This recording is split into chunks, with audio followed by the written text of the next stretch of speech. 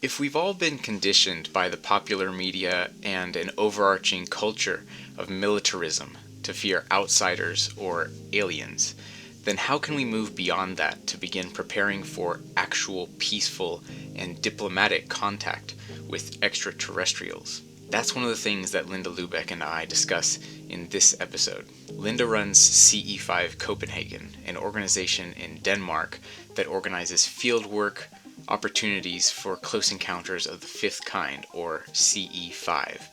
That means peaceful, human-initiated contact with extraterrestrials, which can be done using some simple protocols that anyone can do.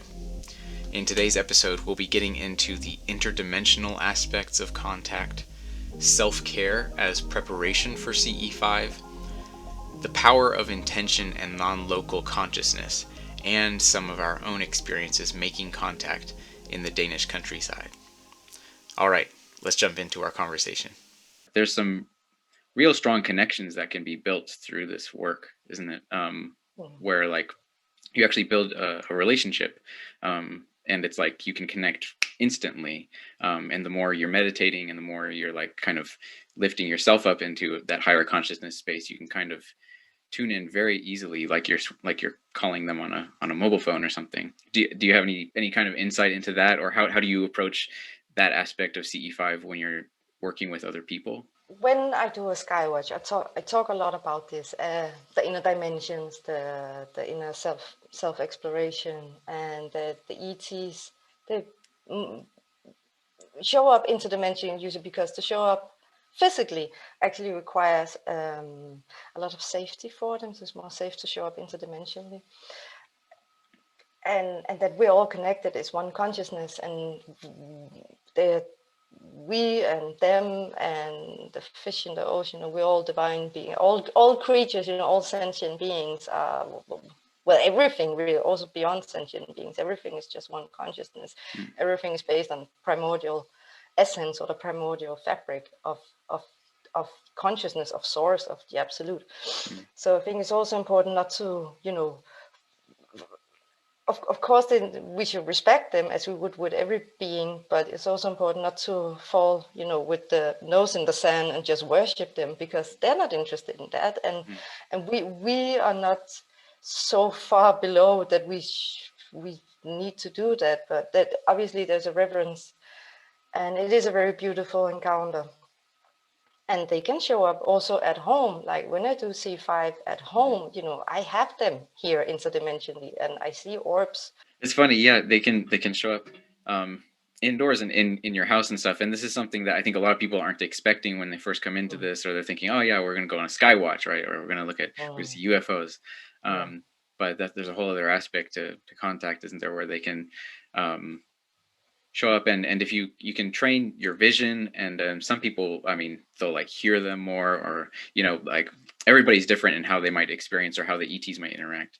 But exactly, the more people are in tune with their psychic senses, obviously the more they can perceive of the interdimensional beings. And of course there are many people on Earth who are not very in tune with their psychic senses, and at a skywatch they they need something that's a bit more tangible, and that's where all the equipment is really good.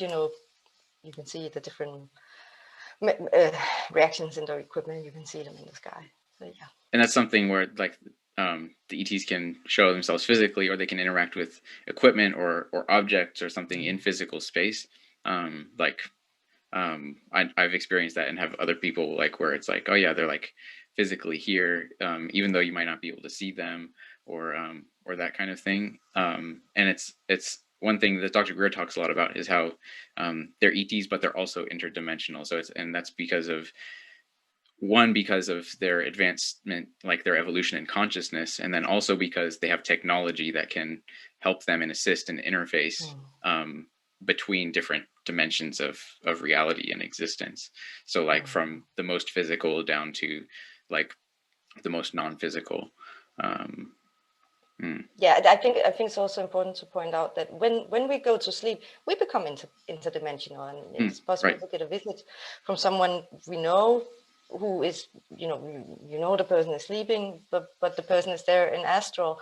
So we also tune into our interdimensional body every time we go to sleep, and that's like a third of our lives that we're more interdimensional active than physical. Well, we're always interdimensional active, but sort of more conscious interdimensional. So I want to ask you about specifically how we care for ourselves, and since you have a background in like self-care and self-healing, like how do you approach this, or what tips do you give to people to prepare for this kind of contact, or just to work on themselves in any way? What are your tips around self-care? I think the most important self-care area is emotions. Healing emotions. Always like give time to healing emotion. You know, it's good to meditate every day. Obviously, for some people, it's too stressful, and I think it's important not to force oneself to meditate. It has to come naturally. But like every day, at some point, like tune into one's emotion. How am I feeling? Do some journaling, and so processes, and go see a healer. Go see a bodywork therapist. So I would say emotional healing as the first priority, and then the nutrition part. I'm not hell-bent on being like super healthy. People would maybe think that, but I think it's more important to honor the vibration, the current vibration of the body, because the body always, like, if people feel they want to go on a binge with junk food, I don't think they should blame themselves. What is causing it is emotions and energies. So instead of blaming oneself, I want a burger, but then I'll force myself to eat a salad, I think that's actually a violation to the body's vibration. If you feel like eating a burger, go do that. But maybe, or instead of, then do self-healing, seeing why is my vibration so low that I would want is sort of more denser type of food. So it's about honoring the body's vibrations and one's emotions. And I think just to continue the conversation around healing, whatever we do when we're working on ourselves also has an effect going outward to other people, and our vibration kind of affects other people's vibrations and our consciousness. Like you said, it's a singularity. We're all part of one consciousness. One thing that struck me a lot in CE5 is how palpable it is when we're in a circle together, and when we're meditating in a group, that it feels like, yeah, we're actually doing really powerful healing work, not just for ourselves, but for the earth, for everybody who's on the earth now, and even beyond time as well, going back and like healing like humanity's past and also humanity's future, just putting light in all these different places. Have you experienced that as well? I definitely feel that the gravity of the healing when we do the group meditation as we are out there, or when we sit together, and the way it's just a catalyst for I want to use the word explosive, but that's maybe it feels like explosive healing. Yeah, it's like powerful. very intense, very powerful. I think that's where I'm going. Yeah, very powerful healing that just bulldoze and neutralize. It just comes in this beautiful wave and just balance all the energies it comes in touch with. Yeah, especially when you do the exercise of the light going down to the earth and going up into the universe and spreading out, and really also connects to other planets and other galaxies, and then consciousness is in it as well, and the ETs are there, and it's a big fest, really. And yeah, it reminds me of, like, this is all, it's stuff that's very familiar, I think, to shamanic cultures and native peoples all around the world, where you have this kind of expansive view of a worldview where we're just kind of a part of one big living being. I think, yeah, that's something to me that I think people are like, I think it can be easy to like discount CE5 as like, oh, you're just going out and meditating. You're not actually making a difference or something like that, making a difference in the world. You're just going out there. But there is, like, I mean, and there's science now backing that up about how consciousness is non-local, and our intention has a non-local effect. And this is something Dr. Greer talks about, the 1%.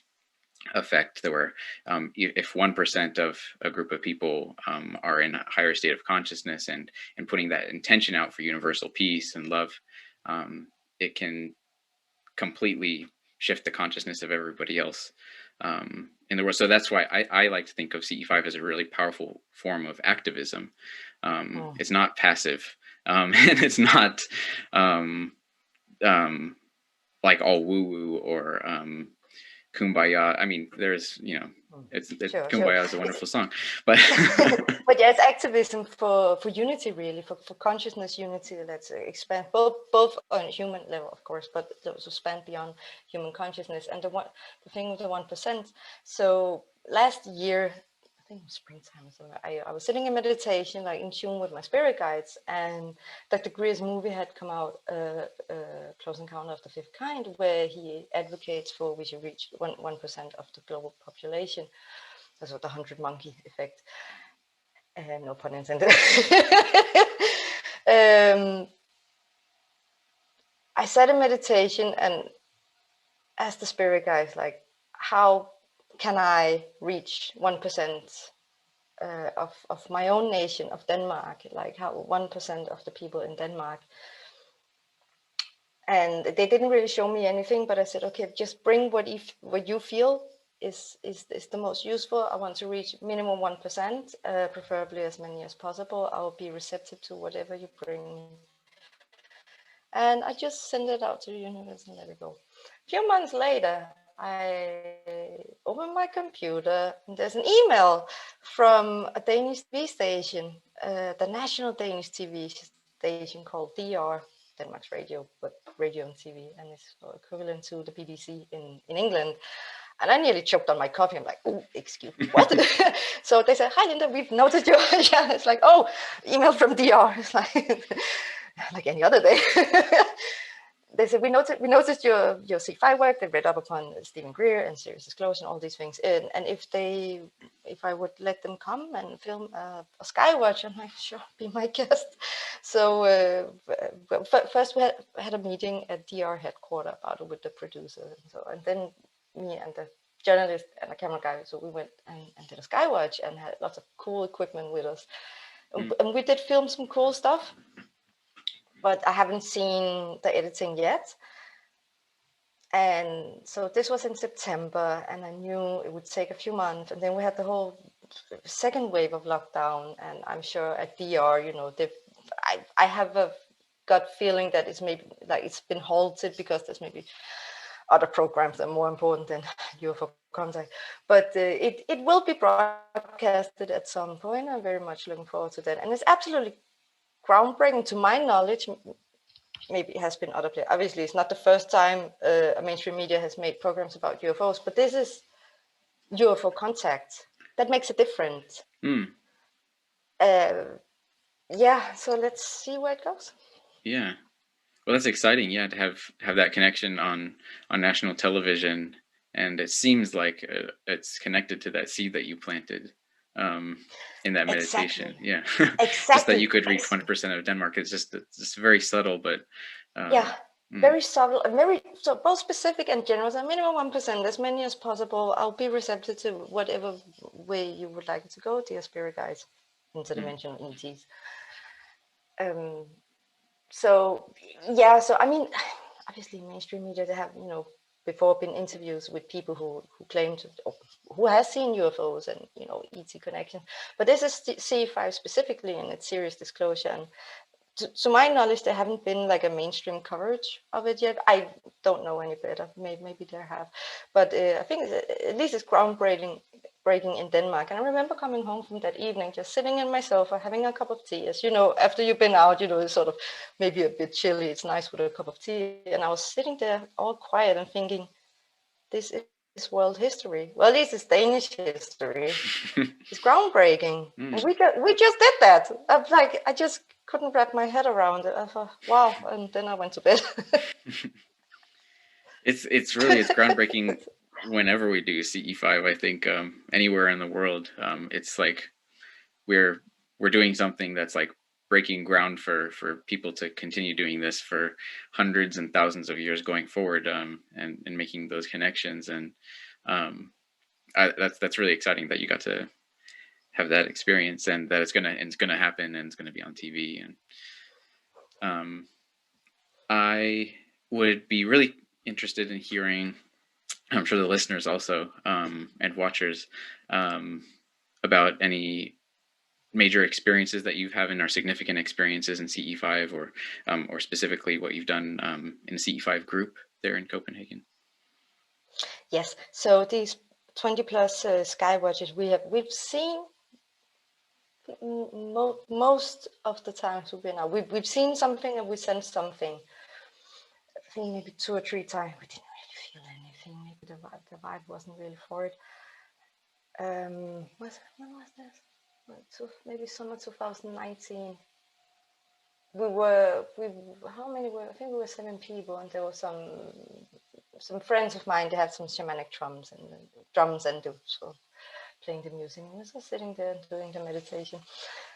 And then as we look up, I think 4 out of 7 saw it. I'm just so sad for the 3 ones who unfortunately had their back towards that direction. But the 4 of us saw this big orb that was whitish yellow suddenly coming in and just like in an upward trajectory, just like poof. And it was so close. It was in bird height. Yeah, it was like so it was like less than 100 meters, maybe 50 meters, 100. Yeah, it's the closest thing I've ever come to an interdimensional spacecraft into a light stream. I'll never forget it. It was just, oh my hair standing up just by thinking about it. And I tuned into it and got this psychic image of 3 little grays sort of looking at me, or sort of looking our direction, and they were just very joyful and saying like hi in a sort of flyby. Cool. I feel a little bit inspired to share an experience I had there just outside of Copenhagen, in Denmark, on this really cool spot. We were up on top of this hill at the beginning of the meditation. It was me and 2 other guys meditating, and one of the people who was there wasn't really, I don't know, he was a little bit concerned and kind of, I think, a little bit steeped in a lot of conspiracy theory stuff, and was like, oh, how do we know we're going to get the good guys and not the bad guys and stuff like that. And I was like, oh no, like, I was like, oh, well, we started the expedition. We're going to do this now.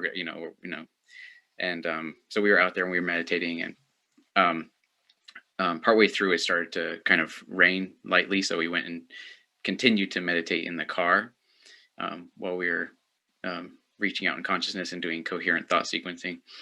And I remember sitting there in the car and feeling like I had a lock on in my consciousness with a craft and with some beings that I felt I had connected with before, actually, and they had shown up. It was really cloudy, so we couldn't see them physically, but I was sensing this craft above the clouds, and I got this sense that they were smiling. I could see, like, it was just like this big smile, and there, I think it was I don't know if it was 2 or 3 beings on the craft that I was sensing, but I remember there's just this smiling thing. And so before I mentioned exactly what I said, that I had connected to this craft, and I asked if they had sensed anything as well, or from what I was connecting to, or if they were sensing anything. And my friend who was in the car with me, he said, oh yeah, I'm getting this like really kind of joyful, happy feeling. And I was like, oh great, because that's I have this image in my mind of this smiling. Anyway, and then it stopped raining a little after that, and we went outside, and we're kind of just enjoying the misty evening. And my friend went away to go for a little walk, to empty his bladder, and then I was standing with this other guy who was more kind of the conspiracy minded, kind of fearful, in this kind of fearful headspace. And he was like, oh, I'm kind of bummed we didn't get to see anything, or something like that. And then, like, right around him, this sound came out, it was this high-pitched tone that I'd heard on a previous expedition, or very similar to what I'd heard on a previous expedition. It was like this electronic sounding high-pitched tone, and it was like all around him. I could hear it really clearly with my ears. And he couldn't hear it at all. It was so funny because it was because it was like he was kind of closed-minded about things, and I was laughing. I was like, I'm hearing, you can't hear that? And he was like, no, I don't hear anything. What are you talking about? And I was like, oh my gosh, like they're here, like physically, like the like audibly they were there, and I knew that they were speaking to me in a way that I would recognize because I'd heard that before. I'd heard that sound before. And we didn't have any electronics on. This was like super high pitched, and it was like just kind of floating in the air.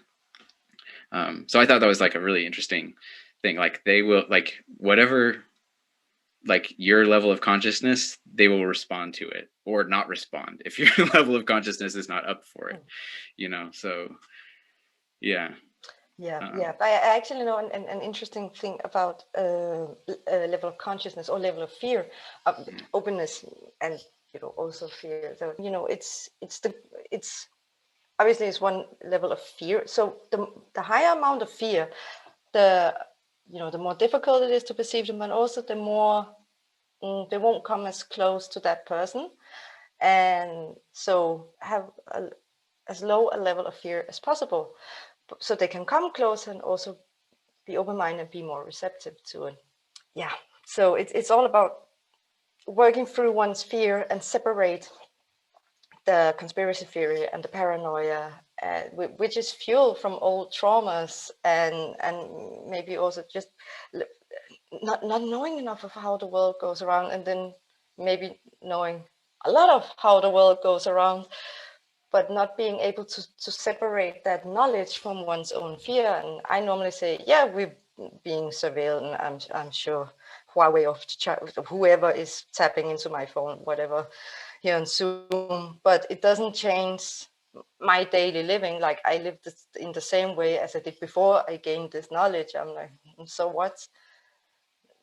So so the whole conspiracy thing. So in CE5 Copenhagen, it is stated in the Articles of Association, like we do not engage in conspiracy theories because we want to separate, reality from the madness. And Dr. Greer, he has over many decades gathered a lot of hands-on data. He has met with many people, officials, and so he's really in the knowing.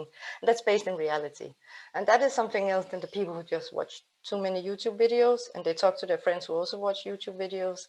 And then their fear, so they confirm each other. And I think that's sort of the paranoid madness. And so, and this is what is available to most people. Very few people have the opportunity to gain proper first-hand insight, as Dr. Greer and other people on the planet. But for the majority, they only have the media to sort of gain the knowledge from. And so in CE5 Copenhagen, like conspiracy theories, it's a conspiracy-free UFO and ET contact group. And if the listeners and the viewers, if they're down with that, you're more than welcome. And it's all about self-healing and expanding one's consciousness and embracing the ETs as our fellow beings in this universe. And also because it, as it expands, it lifts the CE5 movement from the sort of underground, quirky little niche thing into on a more mainstream level. And there's also, connecting with 1% of the world population, or introducing them, 1% of the world population. My idea is that to see it become, an option for social gathering. It's like, oh, want to do a barbecue? Yeah, we could also do a CE5. Yeah, let's combine it. Wonderful. So it's going to be a thing that that everybody is aware of. They can do, and it will lead humanity into the next level of consciousness, which is more unity, more embracing. And we have all these